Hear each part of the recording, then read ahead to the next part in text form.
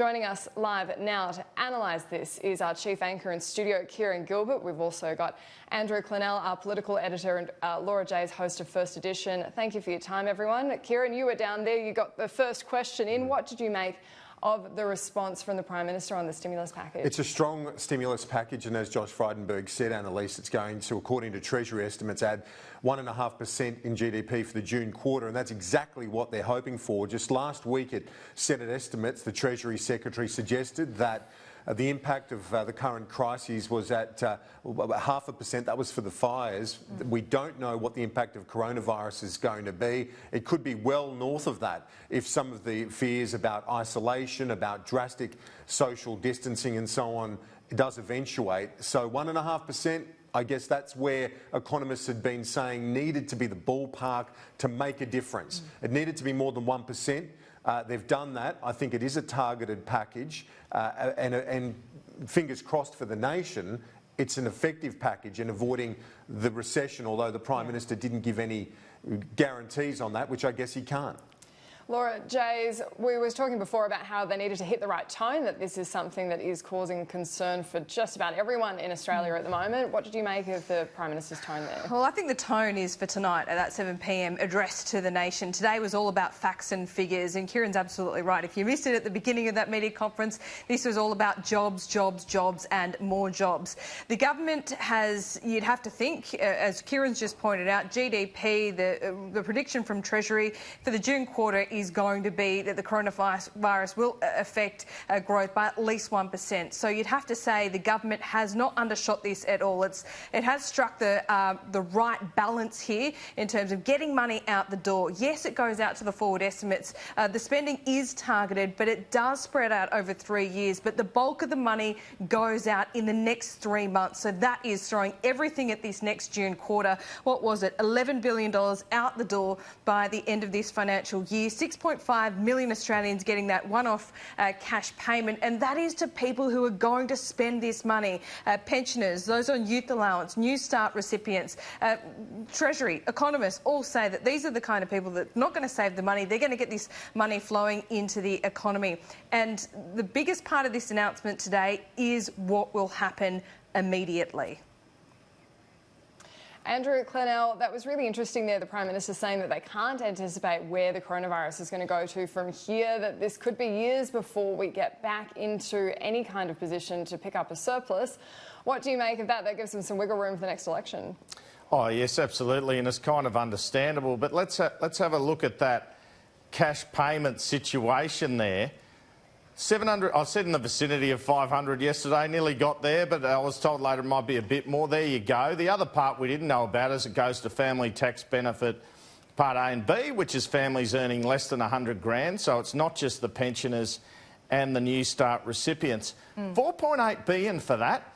The surplus projected in the MyEFO, 5 billion. In one handout on March 31st, the surplus goes. Look at that. Now, we go back here, we look back here to the time when Kevin Rudd was looking at these cash payments, the first of his stimulus measures during the GFC, 2008.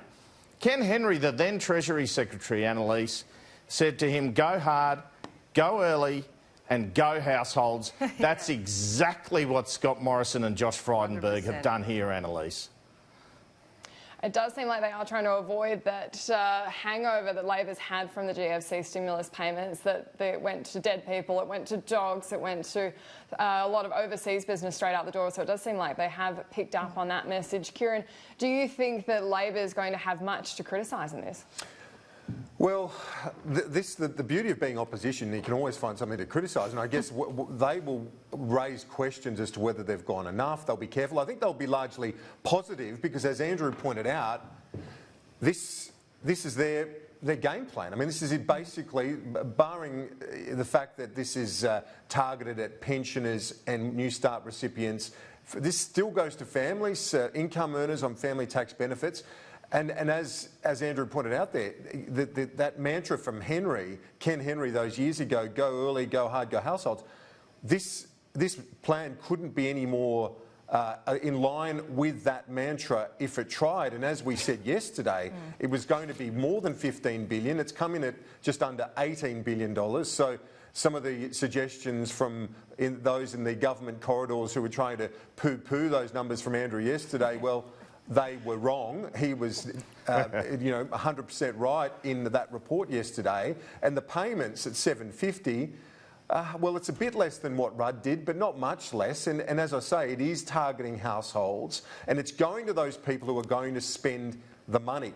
New Start recipients, people have always said you increase New Start, it's an instant stimulus because they don't have any money, so every dollar they get, they will spend. And Kieran, I'd suggest... That they're not raising.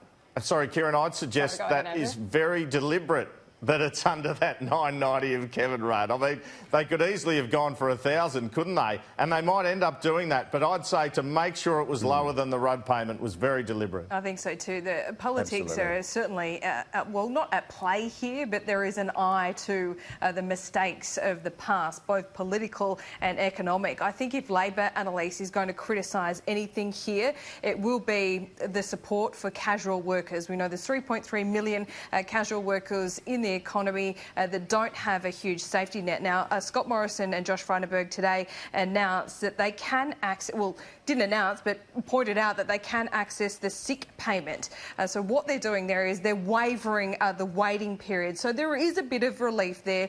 The only other thing as well, when it comes to this targeted approach, we know that the tourism and education sectors are bleeding at the moment, and there's no end in sight for those because you don't have the tourists coming in or the international students, which are a big cash cow for universities. So, look, there is a $1 billion fund for tourism, but the details, quite rightly, are a little bit sketchy. They need to work with the states, and this is probably a scheme that needs to be applied for. And we know when there is a scheme in which people need to apply for, the money doesn't go out the door so quickly. Just look at how the bushfire business, the drought payments have worked. So that is going to be a bit of a question mark. That needs to be worked out quickly with the states.